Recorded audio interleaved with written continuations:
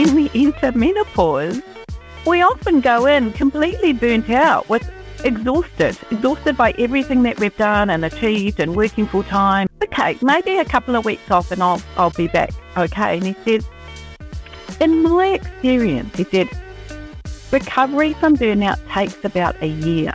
And I remember going, oh, don't be bloody ridiculous. I don't need a year, you know. I'm going to wake up and go, oh, maybe we need to do things differently. Maybe we need to really feed ourselves well, and maybe we need to create better communities or community. You know, there's just so much. There's so much that could be done. Yeah, I think we get so stuck on, we need more hospital beds, we need more nurses, we need more psychologists. I'm like, no, we don't. Actually, no, we don't. Because if we change our model of care, we won't need all those. We won't need that ambulance at the bottom of the cliff anymore.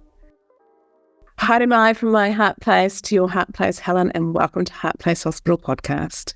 Thank you, Jackie. It's lovely to be here. Yay! I'm excited to talk to you. Yeah, me too. I actually look back on our private messages to see when we first did start connecting. It was September 2019. So, yeah. So we were progressive then.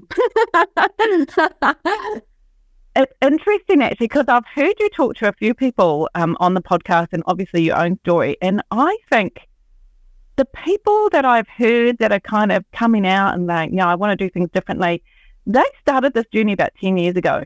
And with you, it was David Beaumont, who we've talked about previously in other sort of situations. Pre-Cure started, I think, 8 years ago. So they must have been percolating about 10 years ago. So I always find it quite fantastic that actually all this has been quietly, because everybody's been in their own corner, of course. We haven't communicated all this until now, recently. Yeah. And in that message, I actually said to you, hey, Helen, I've seen you've got an event on. I'm coming and I'm going to share it with my community. And I thought, yes, that is what Heart Place Hospital is all about, is collaboration, community, sharing, and like you say, for so long we've been in our own corners. I was really celebrating that message, rereading that message. That's very cool. That's very cool that you were doing that back then. And it's always weird, isn't it? Because it's always like pre-COVID or post-COVID. Yeah. And that was pre-COVID. So, and the world it felt a bit different than it does now. So that's very cool. I don't even know what the event was, but that's cool. Yeah. Yeah, no, I didn't say. But interesting, we go on to talk about in that same converse thread, we go on to talk about EAP, so Employment Assistance Program, and you asked me how are you a provider? And at the point I wasn't, but I said I was forming relationships with them and had invited them to my workshops, and then literally a year later I was a provider. So it was interesting to see how that journey went. And just before we push record, we're just both talking about sort of having rest and rejuvenation time and kind of rebirthing. And so it's quite cool to see those things, read those things and see, actually there is a reason and a season for these timings or whatever. 100%. 100%. I really believe, there are times that we've got this energy and we're motivated and we're crushing it and we're like striding forward, and we're, I have these times where I'm just like all over everything and messaging everyone, and it's social media and it's, reaching out to people. And there are other times that I'm just like, oh, it's too much. I just need to stay and hide for a bit. And it's so important, I think, to go with the flow, because, you can easily feel guilty that you're not doing more, or you need to be pushing yourself more. And sometimes I think, you know what? No, I don't actually. Well, I think that's where that caterpillar and chrysalis and butterfly analogy comes in, doesn't it? And you even used your arms like that. We sort of go into this chrysalis and then re-emerge. And I've got a program at the moment that I'm collaborating, and it's rebirthing, and it's literally that. And I think, and when I started creating that program, I looked at how many rebirths I've had in the kind of Heart Place realm, let alone the other 5 decades. So I think it's really important to create those spaces. So important that we've got leaders, leadership, seeing people actually create those spaces. Yeah. And I think also it's incredibly important as a woman because, you know, we spend so much of our life, you know, achieving and doing and becoming mothers and bringing up children. And we're busy. And then we're trying to have a career and we do all this. And I don't know about you, but I certainly got into my mid-40s, which is perhaps, you know, also the time that we have all burnt out, I don't know, age-wise, that I sort of hit the wall. And I just thought, oh my God, I actually can't do all this anymore. I can't keep going. And there's definitely, you know, and I've heard you talk about this before, but when we enter menopause, we often go in completely burnt out with exhausted by everything that we've done and achieved and working full time and managing health and all those other extra study, which I did, you know, a master's in health science, single mother, master's in health science, extra study, working full time plus, you know, doing all this. And then all of a sudden in my 40s, I was like, oops, yeah. Oh, no. Well, let's introduce you, Helen. I've got a lovely bio that we've created. So you bring over 35 years experience as a registered nurse with a diverse and transformative journey in the field of mental wellbeing. And your career spans decades with a 1-year hiatus, which I'd love to hear about, during which time you navigated life as a single mother. And having reinvented yourself from a demanding full-time role in Auckland, you now enjoy a life of serenity in the beautiful Bay of Plenty. So we've kind of snapped there. We've just gone in different directions, geographical. 10 years ago, you had a pivotal moment in psychiatry, recognising the shortcomings in how mental health was being addressed. This led you to leave your lifelong position as a clinical nurse specialist in psychological medicine and embark on a journey to redefine mental health care. You trained as a life coach, SNAP, advocating for a model that emphasises empowerment, self-knowledge and self-nurturing. A lifelong learner with an insatiable curiosity, you constantly seek to understand the deeper why behind everything, even if it means venturing down countless rabbit holes. And your passion lies in advocating for a preventative, holistic approach to mental health that considers the whole person and their life journey.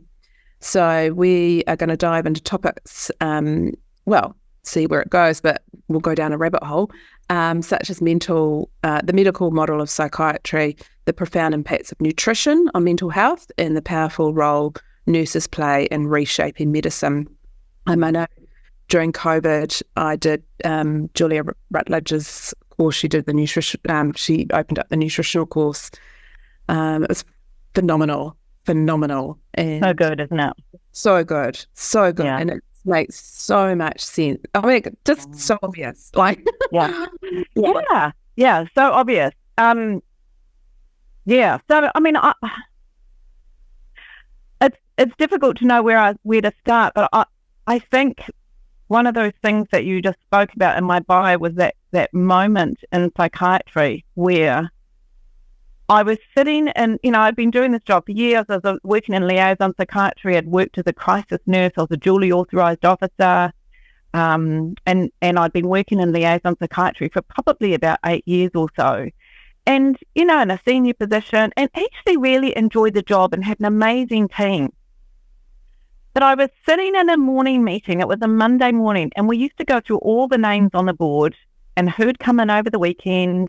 And because often they were sitting down the emergency department, we saw everybody that came in with self-harm, suicide attempt. And we were going through these names as we did every morning. And I remember just sitting there and just all of a sudden had this, what the are we doing? This person was in last month. This person was in 2 months ago. And I remember sitting there thinking, I'm going to go down there. I'm going to give them the same advice. We'll probably adjust their medication up, down. We may put them into respite for a week or two. We may, you know, just refer them to their GP or to a counsellor and hope that they get some form of counselling within the next 6 weeks. And I remember just sitting there and I started crying. And I still get very emotional thinking about it. Because I was thinking, we're just doing a shit job. And it's not like we were professionals and we were wonderful people. Like my team was just such a wonderful, wonderful team who were all doing their absolute best. They were just wonderful physicians, carers, nurses. And I just thought, we're not cutting it. We're not doing well. And I sort of had to quickly wipe away my tears. I'm in the middle of the meeting. And I stood up and I went over to the window and I busied myself. I think I pretended I was doing dishes, or I don't know what I was doing, but I was looking out the window sort of thinking, pull yourself together. This is, what the hell's going on? And the meeting finished and I went to the bathroom and I sort of, dried my tears and blew my nose and thought, God, what am I going to do? And I came out and I knocked on the door of one of the psychiatrists, and we were all very close. We'd worked together for years. And she said, come in. And I opened the door and she took one look at me and she went, oh. And I said, yeah, I'm not, I don't think I can do this anymore. And it was so sudden. Honestly, it was, and obviously it had been building up, but I hadn't really seen the signs. And she sort of said, okay, all right, it's fine. How about booking an appointment with the EAP? Take the rest of the day off, book an appointment with the EAP, and, just take the rest of the week off if you need to, So I went to see this EAP psychologist that afternoon, and, I sat down and I said, I'm struggling, I feel like we're not doing well. We're going around in circles. I'm exhausted. I don't feel like I'm making a difference. There was this whole, and he looked at me and he said, do you think anything's going to change in the near future? And I just went, no, and he said, so why don't you leave? And I remember going, I'm here for some help, and you're suggesting that I leave my job? I mean, it was the most insane thought. And I just thought, whatever. So I said, I just need a few days off. I need a couple of weeks off. So I booked an appointment with the occupational health doctor, went to see him, had a chat, sat down, and he said, well, it's not a DSM diagnosis, but it sounds like you're a bit burnt out. And I was like, oh, okay. I didn't feel depressed. I wasn't unhappy. I was emotional, but not unhappy. I just wanted to be at home and be restful and at peace. And I didn't have energy. I felt nervous driving the car. I didn't want to be around lots of people. It was a very weird situation. And I said to the doctor, oh, well, okay, maybe a couple of weeks off and I'll be back. Okay. And he said, in my experience, he said, recovery from burnout takes about a year. And I remember going, oh, don't be bloody ridiculous. I don't need a year, So anyway, I left work. I had a couple of weeks off. I went into my GP. I had another appointment with the occupational doctor, and he's like, how are you feeling? I said, well, I don't feel like I'm ready to step in and make life decisions about people. Because, I was making assessments. People post suicide attempt and self-harm, and there were serious decisions and serious assessments, and, do we think we need the mental health act? Do you think you need admission? Do we think, I just don't feel like I'm in that right space.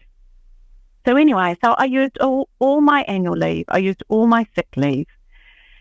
And about 3 months later, I went back and I had a meeting with the managers, and I said, I think I need another 3 months off. You leave without pay. Can I have another 3 to 6 months would be amazing. You can get someone else in for 6 months. Leave without pay. I really feel like I just need a bit more time. And they said no. They said no. We won't offer you that. And I was like, oh, I've been working for the CHP for 19 years, and I was like, oh, shit. And I just said, well, in that case, I need to resign. And they were like, well, no, don't do that. And I said, well, I don't know what else to do. I'm not capable of working. My brain is completely dysfunctional. And honestly, so then they said, oh, well, all right then, can you hand in your badge and your ID badge? And I was like, I've got a bit of tidying up to do. I've been in this organisation 19 years. I supervise 4 people. I'm a duly authorised officer. I just all this stuff. So they said, oh, well, we'll give you to the end of the day. So I went back to my office. I just opened up I had all these files and folders of all study and mental health stuff. And I just opened up the recycle bin and I just went, okay, chucked it all away. My colleagues were horrified.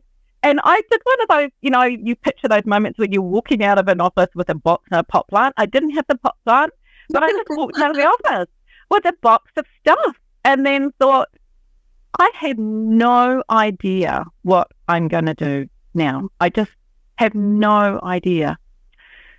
So I went home and sort of thought, ooh, this is quite scary. And what I ended up doing is actually, after discussions, I actually handed in, I stopped my nursing practicing certificate as well.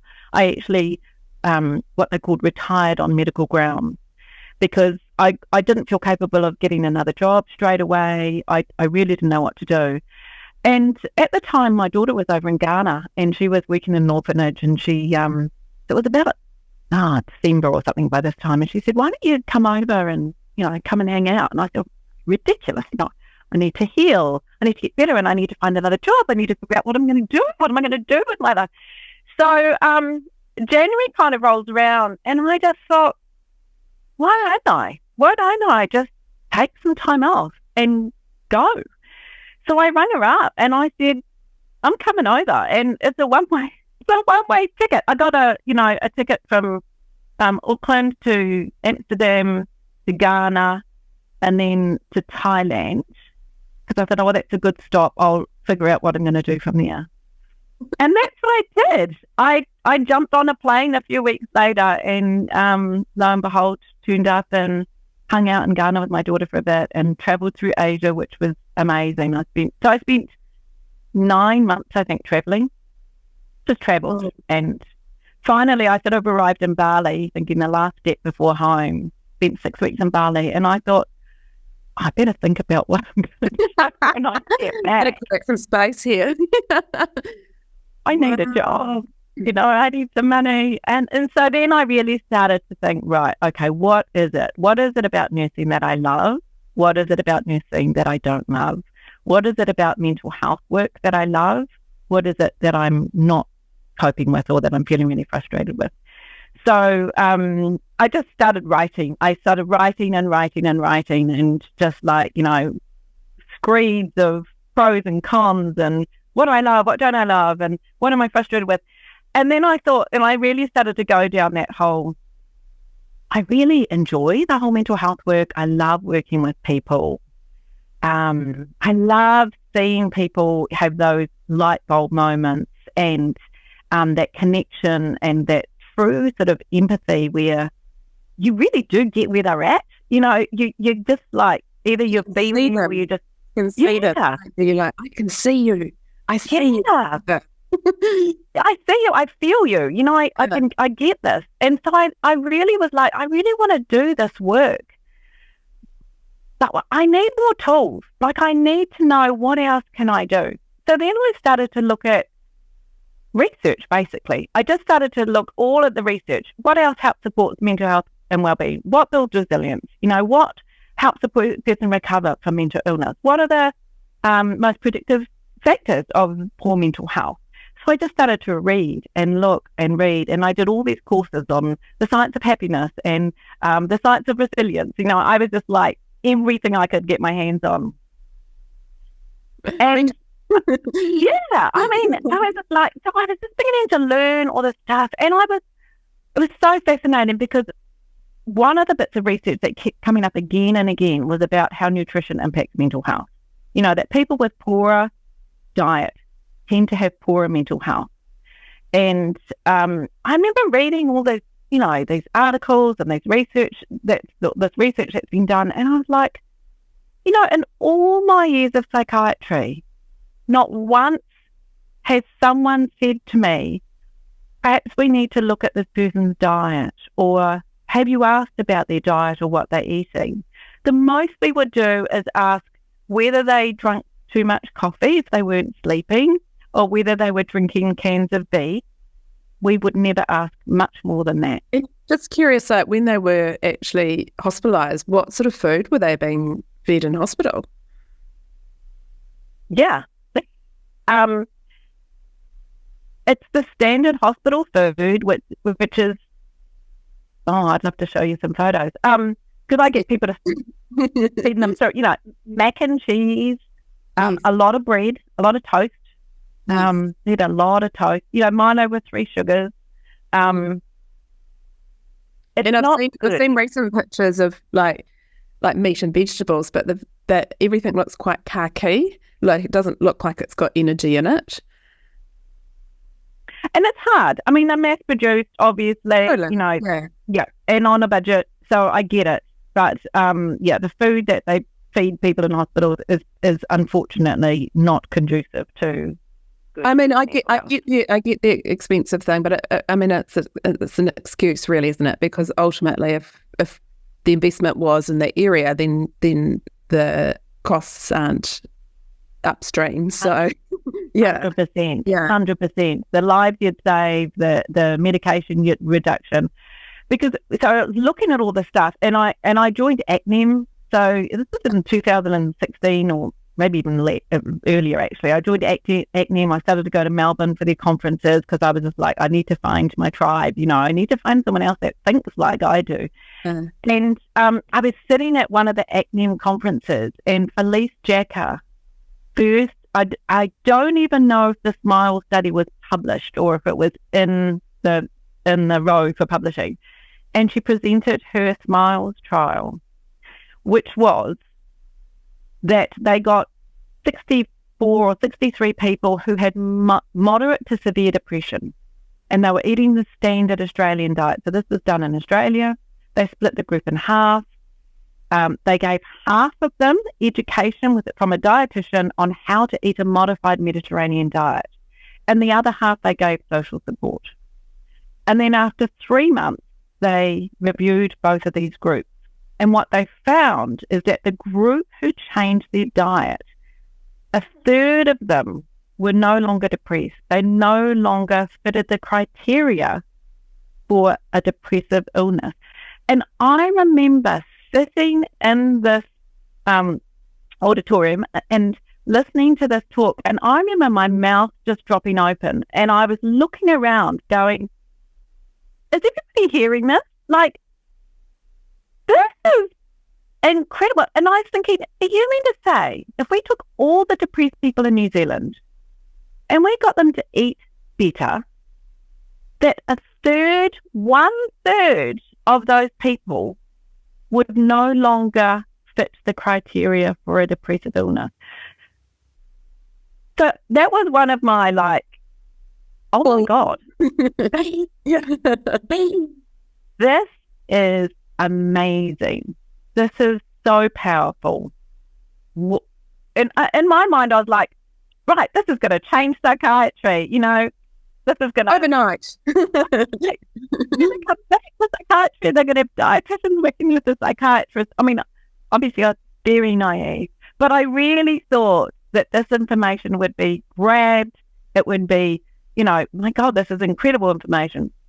But as you know, and as many people know that are listening, changes like this haven't happened, and diet is becoming a lot more known about its impact on mental health. And we're having this wonderful surge of lifestyle medicine, which is around not just obviously what we eat, but how we move, how we sleep, our relationships, our job. So this is really important as well, job satisfaction. So there's all these sorts of things as well. But yeah, when it comes to food and mood, it's still a very under-addressed topic. So that was one of the first moments I was just like, I know what I'm going to be doing. I want to be doing this. I really want to be talking to people about this.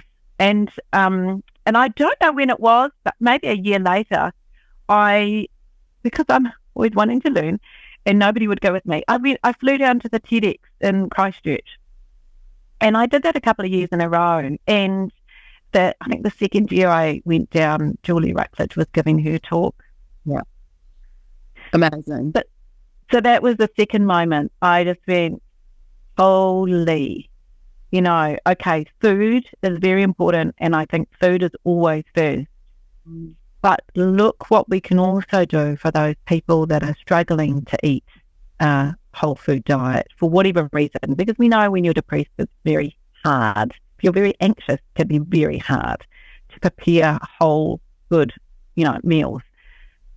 And that was the second. So Julie Rutledge, for people that don't know, has done an awful lot of work on nutrition in the way of high-dose micronutrients, so multivitamins, and the treatment of ADHD, a little bit of anxiety. She's accidentally on PTSD following the Christchurch earthquakes, because people were already taking some multivitamins as part of another study, and then the Christchurch earthquakes occurred.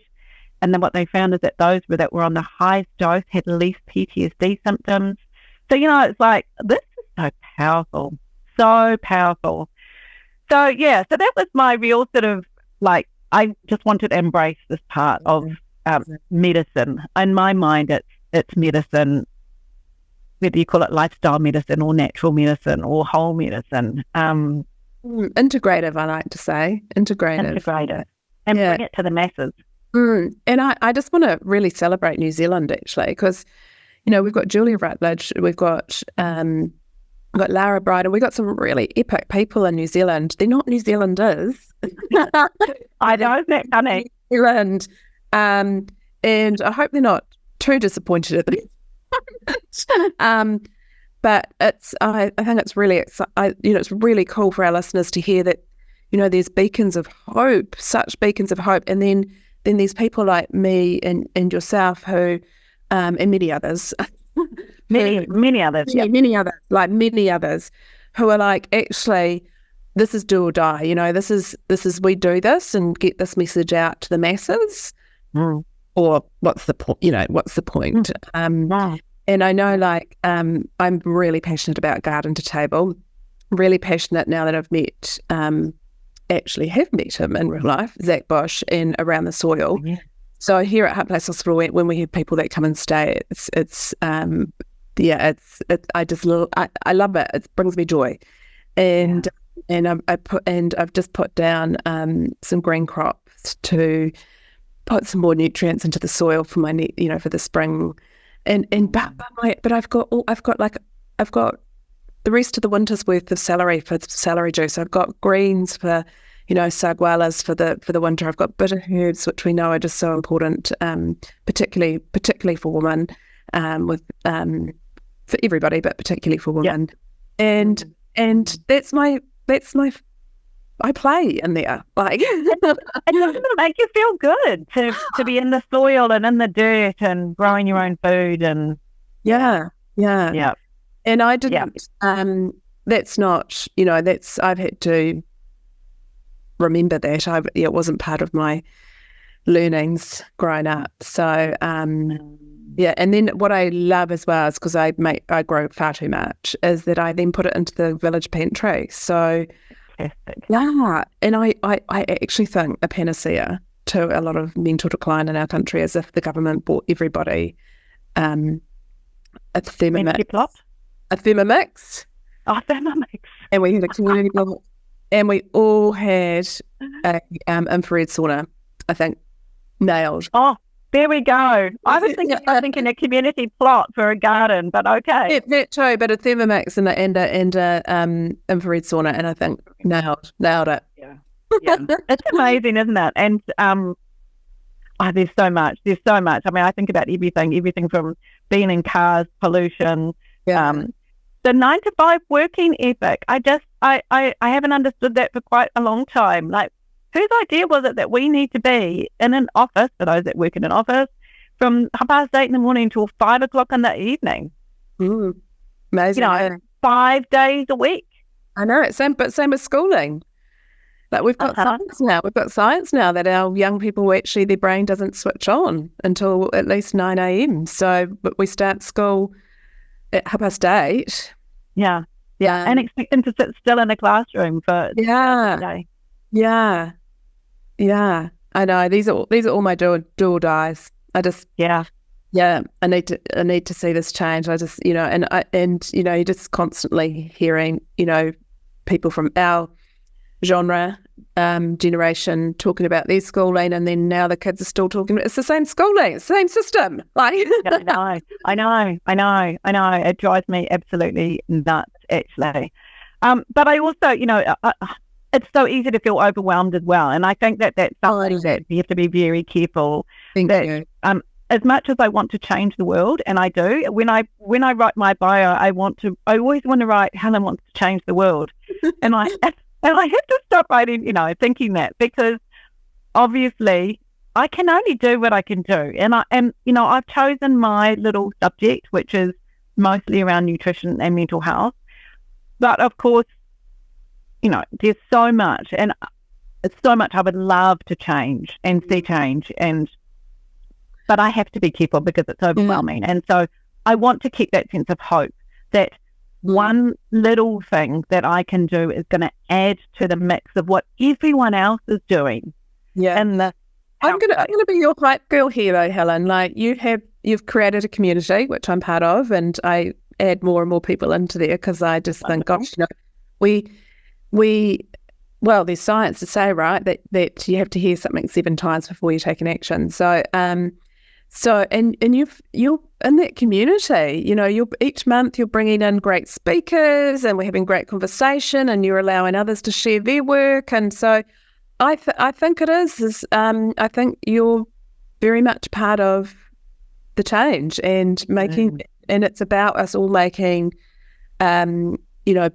corners that are beautiful in the world, and then we're going to end up with just these corners. So I hear you go. I hear you with the overwhelm. That's why I really want to, emphasize the beacons of hope that are out there.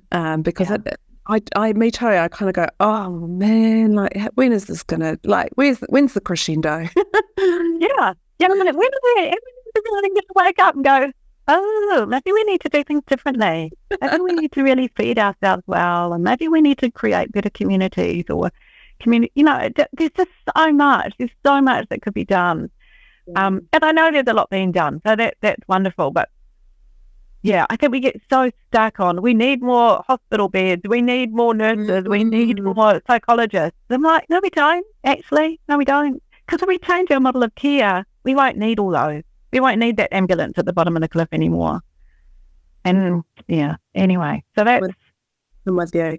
So I'm really curious, like with all this, like these aha moments for you, like, because they happened to me, and I feel like we're paralleled here, and like had all this like sparks, like, my shoulders dropped, and I was like, wow, I got to tell the world, and and I did that firstly with workshops in my lounge, and then now creating these platforms so that these stories can be shared because they just haven't been. Yeah. What's it been like? Like, because I know for me it was pretty like my light was too bright for a lot of people, and I'm just curious, like, what it's been like for you coming back in and going, wow, oh my gosh, I know this and I know this and this, and what's that kind of been like? It's been quite tough, actually. So, really interestingly, after I came back from overseas, I started up my own business, which is the One Life business, because I thought, right, that's it. I'm going to, I'm trained to be a life coach. This is how I'm going to do this. I then got asked to join Be Pure, which was the holistic health company based in Ponsonby. And they wouldn't take me on part-time. They said full-time or not at all. And I rang them up for so much advice and ended up getting put through to the boss because obviously, he rang me back, or I can't remember what the story was. We ended up having an hour-long conversation, and he said, do you want to come and work for us? And I said, no, that's not what, I really want to do my own stuff. But then I decided I would go and work for them, and I worked with them for 5 years, and it was a fantastic place to learn because we did so much to study and looked at research and whole body health. So for me, it was a complete move away from mental health and more whole body health. And then 2021, I got shoulder tapped to go back to my old job. So God bless them.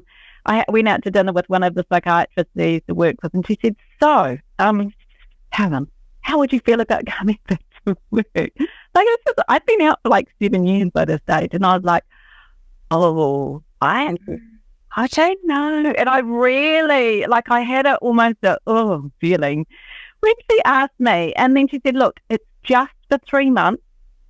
Well, 3 months, or maybe 6 months. It's just a secondment. It's just 3 days a week. And, we'd love to have you back. So I was like, yeah. And it'd be good. It's good to get back into medical model nursing for a little while, see what's changed, But then I also had an ulterior motive that I'm going to get in and I'm talk to them about get out of my way. And thank God, actually, 2.0. That was welcomed. And so I was very lucky that when I went back into that fold, because I still knew them, they were all still the same people I used to work with. I honestly, within the first week, they needed a speaker for one of the psychological medicine monthly meetings. And I said, I'll see. A week I was in there and I did the whole how does nutrition impact mental health. So I gave a half-hour sort of lecture, so to speak. And then one of the registrars very kindly said, why aren't you doing this for the journal club, for the psychiatrists? And I said, oh, I don't think so. She said, why not? Fantastic. So she put my name forward, and lo and behold, a few weeks or months later, I presented to the psychiatrist in South Auckland. And it was a really positive, there was lots of conversation. One of the psychiatrists himself said, well, actually, yes, I had some health problems not that long ago and I've really changed my diet. And oh my goodness, I'm amazed at how much better I feel. And yes, why aren't we bringing this more into psychiatry?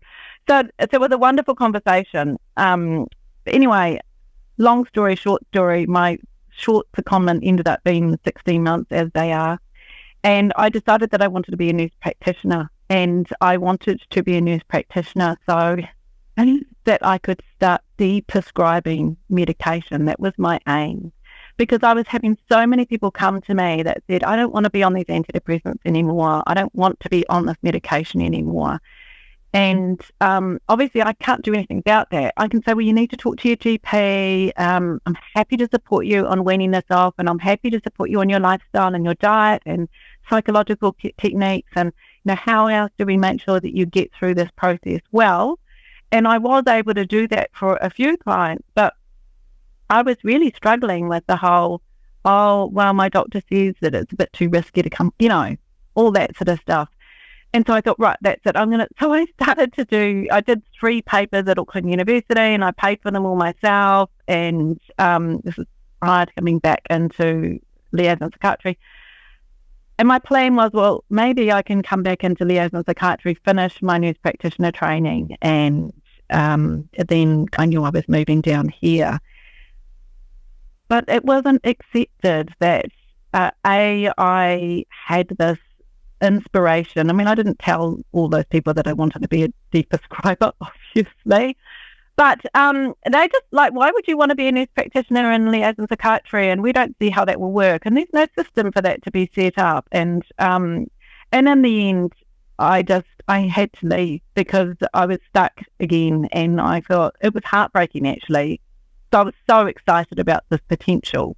And all this other stuff was going on. I was trying to sell my house in Auckland. It was immediately was post the COVID boom. House wasn't selling. We'd already bought down here, mortgage up to here. It was very messy. And in the end, I just had to cut my losses and move down here. And then I got this email saying it's been too long since you've done your first 3 papers. We can no longer proceed with your nurse practitioner training. So, it was one of those times where you have to sort of step back and think, right, now what am I going to do? Which is a little bit where I'm at the moment. Yeah. Yeah. And yeah, so I've had some really positive reactions, but I've also had some very odd kind of withdrawal at the last minute, cancellation of your webinar from, I won't mention names, and I'm just like, what is this truly about? Because I still lecture a couple of times a year at the Auckland University for postgrad nurses on nutrition and mental health. And I don't think that'd employ me if what I was presenting wasn't up to scratch or up to the latest research. So I go and I'm sure you know this. I go through these stages of going, yeah, I can do this. Yeah, I know what I'm doing. And then I go through this whole clearly I absolutely have no idea what I'm doing. I'm not a doctor. I should have been a nurse practitioner. Who the hell's going to listen to me? I'm just a nurse. I'm a nurse with a master's in health science and advanced diploma in health nursing and all that sort of stuff. But, then I go through that whole, and my partner just like, oh my God, there we go again. Oh, no good. Well, why do I even bother speaking? So that whole imposter syndrome. And so it's not alone. It's challenging. It is hard going, actually, to continuously feel comfortable, feel like you have faith in yourself, that what you're speaking is actually true. It is important, and it is a message that needs to be heard. And so, yeah, I definitely go through these fluctuations. It's tough. It's tough out there. Yeah. And that's why we throw ourselves in the cold ocean, Helen.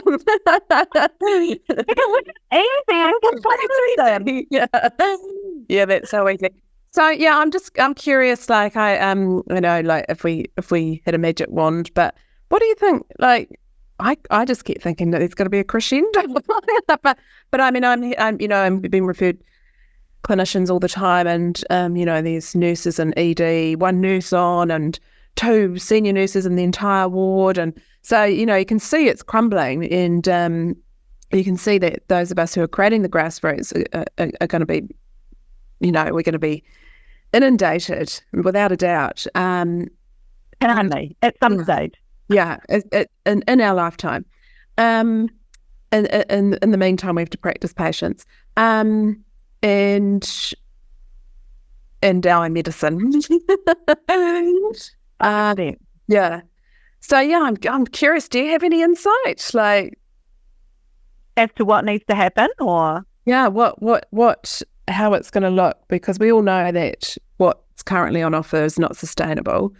Particularly, and my belief is that it, if we get to the frontliners, and when I talk about frontliners, I talk about health educators, parents, people who are in front of our most vulnerable citizens, then it ripple effect. Oh, look at that! Even got fireworks saying that. If we do that, then it ripple effects out faster rather than kind of one person at a time. And it's not rocket science, really. Like, it's our innate nature. We literally pot plants. So yeah, totally. Oh, so yeah, I think there's a few things already happening that are starting to change, and one of those changes that's occurring is people like Grant Schofield has created Precure, who are putting health coaches into GPs. I think that is one of the things that is going to be very important, because most of the time these people don't need counsellors or psychologists. They actually just need guidance, support, and how do I take the next step to be well? So it's not that complicated. So I think that that's super important. I think it's going to be a real grassroots movement, because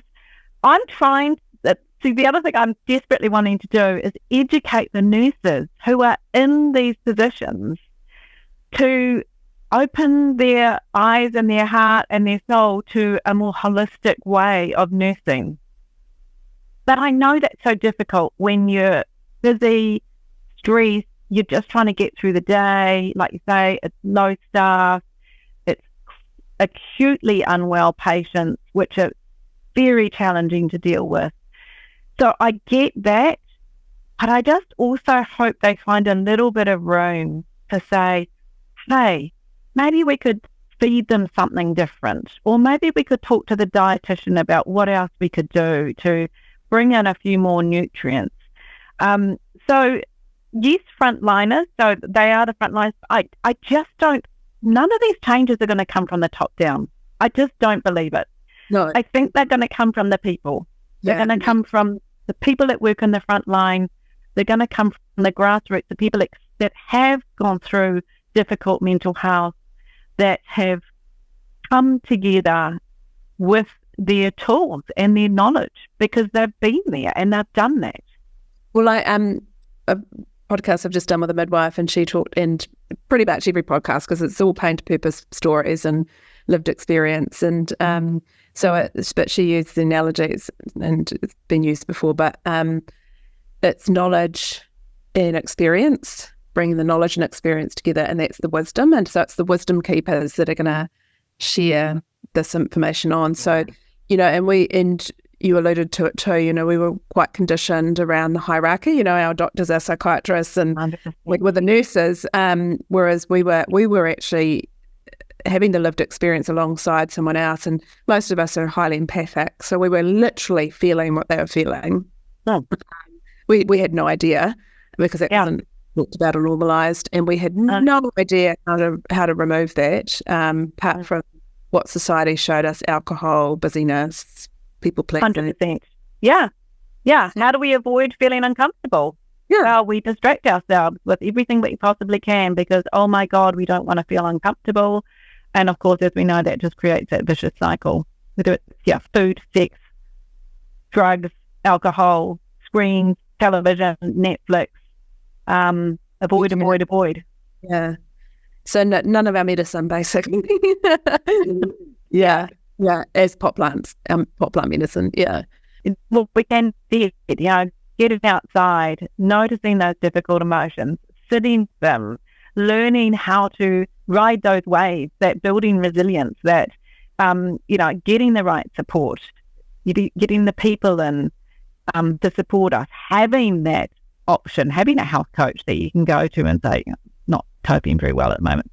So, moving that shift, getting that shift from people that are desperately trying to distract to actually, nurturing, actually. It's a lot about nurturing. Definitely. Yeah, and I think it's cool to share these stories as well. You and I have been through our own burnouts, and actually, I think, I had this belief, that the help was, they must be great because they're the help, they must never have a decline in their health or at all. So I think it's really important that we show up as leaders and say, actually, we've declined and we've had to take radical action, and we've had to gain some guidance, find a doula or a steward or a coach or whatever. Absolutely. Walk alongside us. So because it's all in us. And I always talk about the Wizard of Oz, how they were, Dorothy, and everyone was looking, she's looking to find home, and they were looking for a heart, and they're looking for a mind, and it's all within us. It's just we just got to take the opportunity to sit with it, like you said. Anyway, thank you so much for sharing your journey with us. And I love to end by asking, what is in your heart place right now? What's something that's percolating, or something that you want others to hear, and how can people find you? I think the message I want other people to hear is there's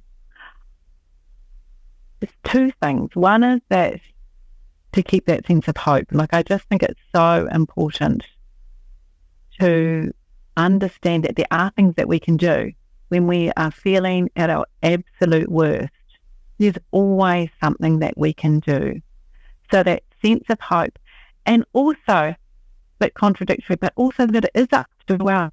It's up to us. We often think that someone's going to come along and save us, whether it's the government, the system, but actually it's up to us.